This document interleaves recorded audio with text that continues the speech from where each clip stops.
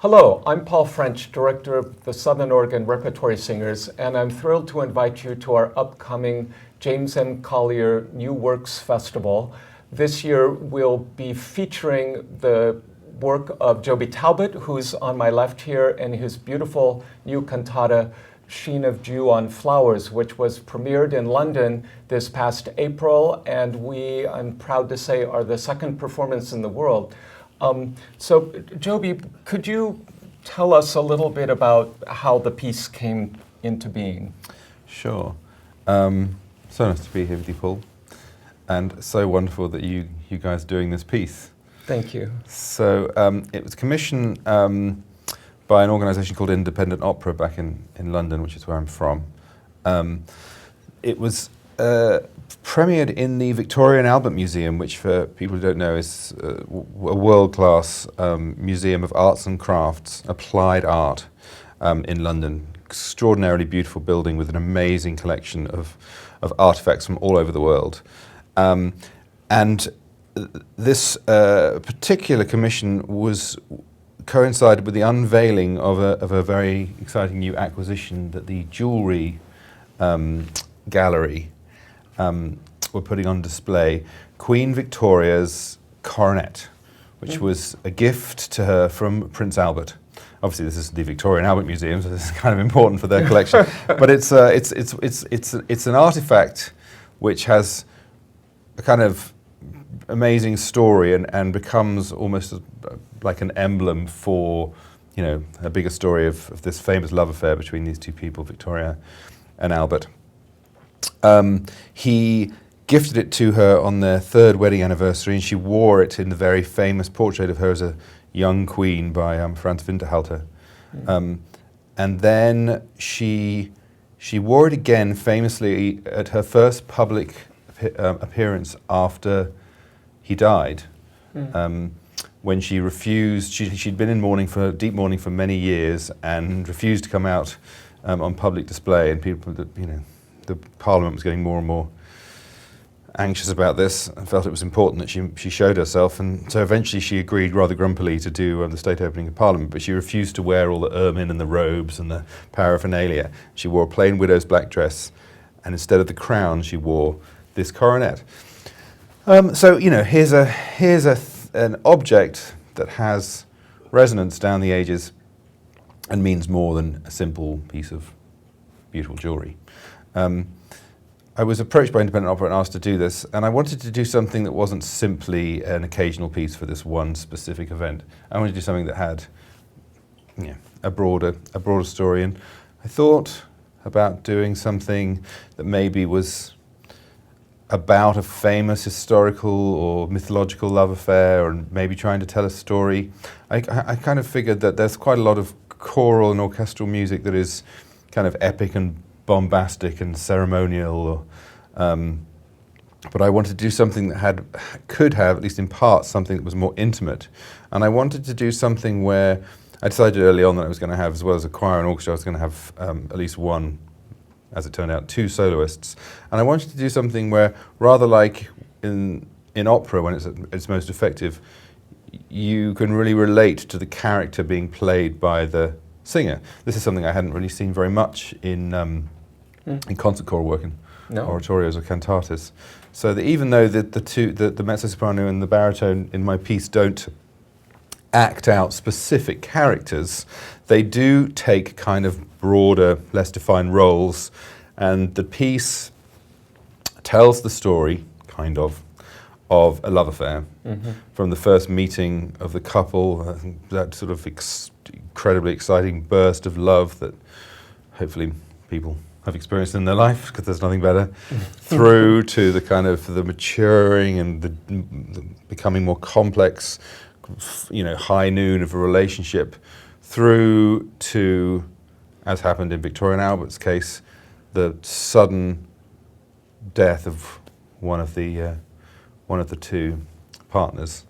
And then, as with Queen Victoria, the mezzo-soprano, the female part of the couple, is left to mourn for an extended period of time, and there's that process, how that develops and changes over time through various shades of despair and anger, finally to something that hints at perhaps some kind of resolution to come. Now this piece, it's the texts I use are, I think I spent longer collecting the texts together and deciding what to set than I did actually writing the music. And it wasn't until I came across a collection of poetry by the American poet Jane Hirshfield that I really kind of hit my sort of mother lode. I had various plans for what I was going to do. At one point I was going to set lots of Queen Victoria and Prince Albert's favourite poets, like, you know, Tennyson and you know, the English kind of 19th century poets. But, you know, that stuff has been done and it doesn't really speak to me. I mean, I grew up with it and it's lovely, but I don't feel the desperate need to set it to music. I mean, a lot of that 19th century verse sort of has the music already built in. So I don't know what you're going to bring to it particularly. I mean, for me anyway. So I was in, of all places, Ashland Public Library, one of the great public libraries. And I suddenly there was this, as I said, this sort of motherlode of resource opened up to me, and I found all these poems. And there's a particular anthology by Jane Hirshfield, which is her translations of sacred poetry by women. It stretches back to some of the earliest written texts that we have, thousands and thousands of years ago, from all over the world. The earliest piece we use in A Sheen of June Flowers is a text attributed to the Queen of Sheba. So this is still hundreds of years BC. It's about 1000 BC. And the most recent is from the 19th century, and it's a text attributed to an Inuit shaman woman that was collected by some Norwegian explorers in the Arctic. So, and there's sort of everything in between. There's poems by Sufi mystics from Iraq in the 18th century, and translations of spiritual, philosophical, and very poetic poems from the Middle Ages. From there was an order of sort of semi-monastic order of women called the Beguines in the Low Countries in the Middle Ages, and they wrote these sort of ecstatic, beautiful poetry, which it was just amazing to find these things. That the thing that really hits me, and hopefully will hit the audience who come to the concert, is just how immediate these voices from hundreds and hundreds of years ago sound in Jane's beautiful translations, and then delivered by our incredible cast of soloists. Because love hasn't changed. No. And those feelings, that to me, I was really struck by the poetry and how it moved me, how very real the grief at the end, that soliloquy, oh my God, it's very heart-rendingly beautiful. Thank you. Yeah, I really wanted to do something that that took you there and didn't kind of skirt around the issue. Yeah. And mission accomplished there. Yeah, it's, again, I'm trying to find sort of fertile ground to explore musically with this piece that hasn't been, already, ploughed by many other composers. And this idea of the mezzo soprano being left suddenly alone and trying to deal with that and all the different kind of emotions you go through in that journey through grief was something I was keen to do. And then when I sent the texts to Kelly O'Connor, our wonderful soloist, it was those poems that she was most excited to see the music to. So she was in from the beginning. She was in from the beginning. Oh my yeah. I goodness. sort of tailored See, I'm learning about the piece too.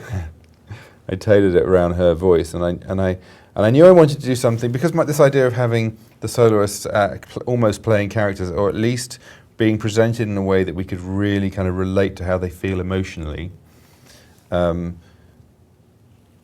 Kelly people will see, she's an extraordinary performer. She's a really compelling presence on stage, and I thought, well, this is bold to end the piece with this very, very long, quite uncompromising Grief? grief, grief-driven succession of poems. These are ancient Japanese poems from, I think they're from like the 11th century. I had to like get out my my Italian dictionary to find a million different words for lifeless, extinct. There's some directions in here I had to look up too. Yeah, Fredamente. Yes, that was one of them. Yeah. So it's Izumi Shikubu. What's her dates?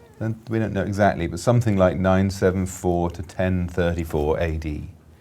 So this is a 1,000-year-old text that speaks to us as clearly as if she was talking to us now. Very passionate poetry. So, and the music is such a fantastic reflection of this beautiful poetry. To me, it encapsulates the whole world. Sort of, I was going to say like a Mahler symphony. I mean, you have the big sweeping, heroic music, and then this very intimate music as well that we get to sing. And I think in each case, really the perfect reflection of what's there in the poem. Thanks. Yeah, it's funny. I'm a big Mahler is a hugely important composer to me. Oh, I love Mahler. But I wasn't thinking about Mahler at all when I wrote. I was thinking about what is the shape of this piece? What do I call it? Is it an oratorio? Is it a cantata? After it was done in London, one of the reviews said that it would be better described as a choral song symphony, which I thought that's quite good. I was listening to things like, which is the Shostakovich one with is it 14 with all the soloists? I think so. And then some, well, I mean, all kinds of, lots of, I was really kind of, digging deep in. I was listening to, what's the Poulenc, the Gloria? Poulenc Gloria. And not to Mahler, and yet what we've ended up with probably has more in common with like Das Lied von der Erde than it does with those other pieces. And it's odd, I wasn't thinking that this piece would, I was thinking of it constantly I was thinking about a piece like Debussy's The Demoiselle Élue, which is just for women's chorus and orchestra, but the intimacy of that piece, and yet, despite myself, I managed to write something which actually has kind of pretty vast scale. To me, it feels the music is. I hope this is okay to say cinematic. You get this moment that comes, so then it flows right into something else. And just the emotional breadth from the great joy and fervor and excitement to the poignant, the sheen of dew on flowers, the last line, our lives are like the sheen of dew on flowers. Just the fragility and the beauty, and we look around us and we recognize that that's how life is. It's fragile and beautiful. And this piece is a wonderful reflection of all of the tapestry of life, if you will. That's the idea. There's more than a touch of the Cecil B. DeMille's on occasion. But then, I think that's, it's all about, scale is all about contrast. Yeah. So if you can make things kind of unfold in a sort of effortlessly enormous kind of way, that then when you bring things down to a single, and we have towards the end where she's singing these old Japanese court poems about grief, often she's just on her own, just one single lone voice, right, which in the context of everything we've had before becomes incredibly,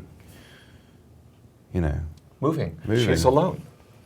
Yeah. So, I was very interested in exploring as much as trying to get as much as I could this hopefully this universal story that really speaks to the heart, because music's all about communication, and it doesn't matter what format of music, what style or musical language you're choosing. It's all about the shared experience of humanity, trying to communicate that to audiences, and the fact that we then all get to sit in a room experience this together should be a very beautiful thing. So many of you will have heard Tenebre's performance of Joby's work from over 10 years ago, Path of Miracles, and so how great the music is. This is the first performance in North America, second performance in the world, extraordinary new piece. Will be the whole of the second half. The first half of the concert will include music of Paul Malor, who we've done before, Eric Eschenwatz, a newly composed piece by Jody French, who is a favorite here, of course, and a stirring piece by Tarek O'Regan on Neruda poetry. I think it's him. Anyway, the text is very timely about do we still have time to live well and justly. And the other composer I should mention briefly here is Will Todd, who a year from now at this festival, he is writing a major work for orchestra and choir that we'll be giving the world premiere of in a year. And we'll do one of his beautiful, God shall take away all their tears is the text. So it's going to be a big heart evening, music from all kinds of different styles, very engaging, soul-enhancing music, and music, much of which you will have never heard anywhere, and including the North American premiere of Joby's brilliant new cantata, Sheen of Dew on Flowers. Please come and join us the 29th of February. That's the Saturday night, and Sunday afternoon the next day, March 1st at 3 o'clock in the SOU Recital Hall. Our last concert sold out, so you want to get your tickets early.